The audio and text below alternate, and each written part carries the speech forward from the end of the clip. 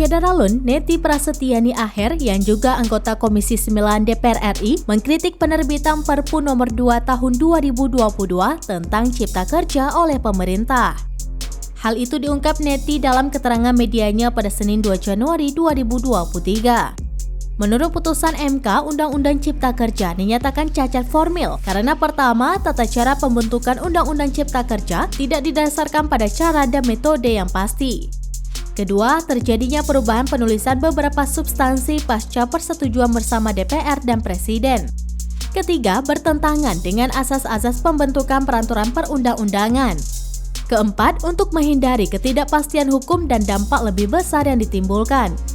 Menurut legislator PKS itu, penerbitan Perpu nomor 2 tahun 2022 tentang Cipta Kerja ini menunjukkan jika pemerintah tidak menghormati keputusan MK sebagai lembaga yudikatif. Selain itu, Neti khawatir jika Perpu Cipta Kerja ini tidak berpihak kepada masyarakat, khususnya para pekerja. Sebelumnya, Presiden Joko Widodo menjelaskan alasan menerbitkan peraturan pemerintah pengganti undang-undang atau Perpu nomor 2 tahun 2022 tentang Cipta Kerja sebagai pengganti Undang-Undang Cipta Kerja. Menurut Presiden, Perpu tersebut merupakan antisipasi dari ancaman ketidakpastian global. Ketidakpastian global tersebut salah satunya menyebabkan krisis keuangan.